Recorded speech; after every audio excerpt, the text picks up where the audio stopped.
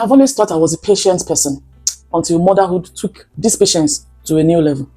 Sometimes when I'm trying to get the kids ready for school, if I am not standing there with them, they would argue, they would fight, they would waste time until I stand there. Sometimes they ask the same question every day. You answer their questions. In the next 1 hour, they're asking the same question. So patience has become my best friend, honestly. And it is even my second name. So sometimes when I'm at work and, there are some things that some of my colleagues cannot take. And you see me, just smiling over it, laughing over it. It is because patience is my second name now. Sometimes even outside my home, when some things happen, I just wear my mom garment. I wear that mom garment and then breathe. I just smile and breathe through it. And how are you? My toddler is just waking up. So I need patience. So I need patience to be able to... So I need patience. I need patience to wait for him to calm down. He's just... Say hello. He's just waking up. So we need patience. So I'll give him a cup of hot chocolates and just sort him and then come back to the video. So I've gone to sort my little one. And in case you hear his voice, give me that patience. The next thing is, it's okay to ask for help, honestly. A typical me, I don't like to ask for help. I like to believe that, I can do some things by myself, alone. Asking for help does not make you weak. That is one thing I discovered. Asking for help does not make you weak. Rather, it makes you smarter. It's a smart way of doing things. Or there are some things in my head that I just feel, I have a long list of this. Who can help me? Who can I delegate this thing to? And who is going to be happy to do this for me? So if it's in your head, or rather if you don't have a book, if it's just in your head, just look it through, and in your subconsciousness, just think through who you think can help you. Are you watching Diana Roma? Oh, lovely! What are they doing? What's it doing? Look, let go! So the moment I just delegate the work, you go and go and hoover the floor. You go on. I have a 10-year-old daughter, I have 8-year-old daughter, and I have a 3-year-old son.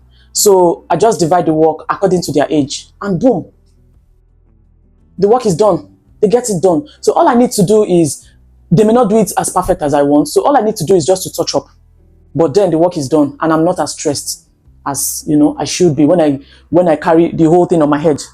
Do you understand? So it's not, you're not weak. It's not a sign of weakness when you ask for help. Yeah, it's just being smart. So another thing is, if you have a lot of things on your head, is a load as well. If you are overwhelmed, it is a load. So all you need to do is, the funny part is, you can talk to your children. You can just call them and tell them, just vent. If you don't have talk to a trusted friend. If you don't have a trusted friend, talk to your husband.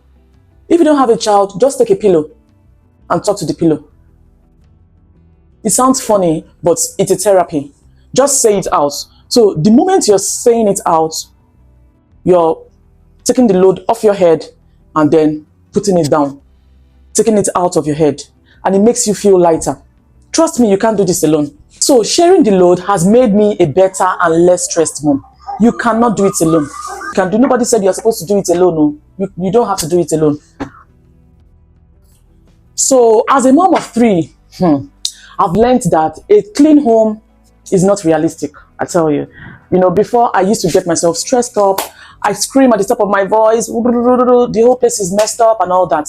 This is a cleaner part of this is my kitchen, and it's just, is a cleaner part of my kitchen. I'm going to show you how my kitchen looks on it normally if I just don't want to care.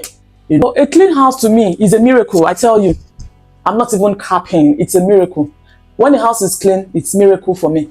Because, if you come to my house, sometimes I'll be so worried, like believing that, there are clutters on the floor, there are toys everywhere, how will a visitor come? But at some point, you just tell yourself, you've got children, you've got children, and having a messy house is a sign of love and life. It means that there are children running around in the house and there's love going on in the house. So that is what I tell myself, and that is what it is truly. So if you're a mom and you're worried about, oh, clutters everywhere, and yes, it can be messy, but it shows a sign of love and life. Yeah. So what you need to do is delegate, tell them to, after playing, tell them to, clear up after playing. When they wake up, tell them to lay their bed. So at every step, so if they lay their bed, immediately they wake up, that is a chore done. That is a work done, for you and for them. So at every step, after playing with the toys, pack it up. When you finish, when you finish in the living room, clear up. But it is okay if they don't do it, because for my own children, sometimes I even forget to tell them to clear up, and then we leave the house. It's a sign of love.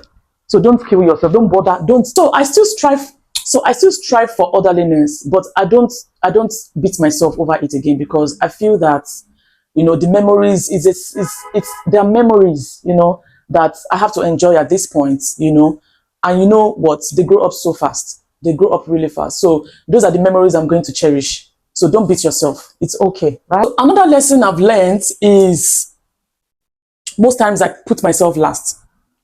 When I go shopping, I think of my children. I see anything at the shop, I want to buy it for my children. I see anything when I'm doing my online shopping, I buy for my children. I forget myself. So I've learned to love myself now. Lately, I just started to love myself. Can you imagine? After so many years. So I just started loving myself. I shop what I want. I shop what makes me happy. I remember the kids as well, because they're always top on my list. But I remember myself much more, such that, the things that I find unnecessary, I buy it for myself now, just to make myself happy, because I realize that when I'm happy, the family is happy. When I make myself happy, I become a better mom, a better wife, and a better friend. I am more happy. I laugh easily. Don't you realize that when you are tensed up, you don't laugh? There are some things you're supposed to laugh at. You just it makes you angry instead, When I'm watching, all these funny skits, and you're supposed to be laughing, but because you're tensed up, you just get angry at the skits. So, but when I started loving myself, I started relaxing, because sometimes I don't rest. I just think of, oh, I want to clear the house. I want to do this for my children. You have to do the homework.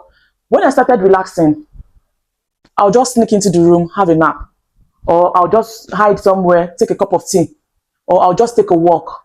I started relaxing. I started having a balanced health, well-being. Self-care is really, really important. So if you're a mom and you're struggling, you feel overwhelmed, just try all this. Try these steps. Go and steal a nap. Do you know, beauty, 30 minutes alone, 30 minutes of nap really goes a long way. Yesterday, I just told myself I'm going to relax, and then I didn't even plan to sleep. I just went to the bed. I started watching a video, and the next thing, I slept.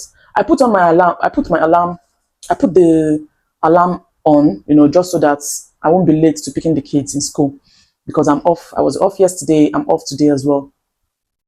And guess what? I only had a 30-minute sleep. But when I woke up, I felt a lot relaxed.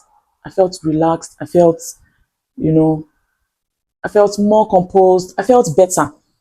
So just try all these little steps, and then, little steps go a long way. You don't have to do everything at once. Just try them little at a time.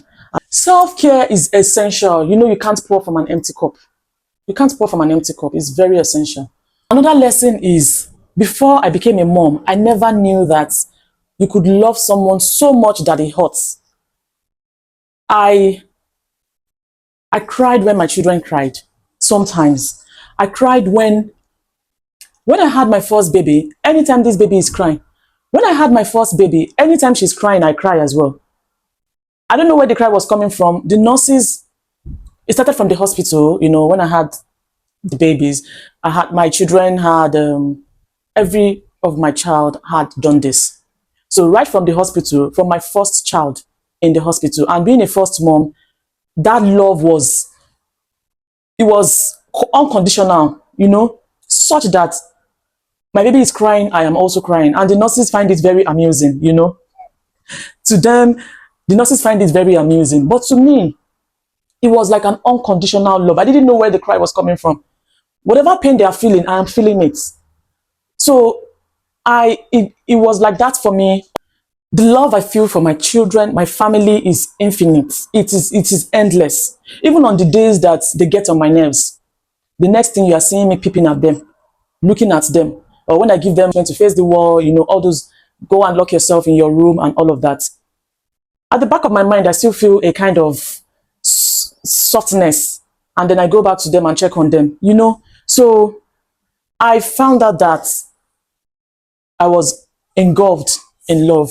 Guys, love is a beautiful thing. Love yourself, love people around you. Just keep loving. It's that love that keeps me going, honestly. Love is what keeps me going, and it is that love that has taught me to appreciate life in a whole new way. Motherhood is messy, beautiful, challenging, and rewarding all at once. So these are the 5 lessons I've learned, and you know, the list keeps growing as my children do. So if you are a mom, tell me what you have learned, you know, the lessons you have learned as a mom, as a wife, with children. What are the lessons that you have learned? Please write it in the comment section. Let's share ideas together. So don't forget to like my videos, subscribe, and stay tuned for more parenting adventures with me. I am Oluyemisi Akeju. See you in the next one.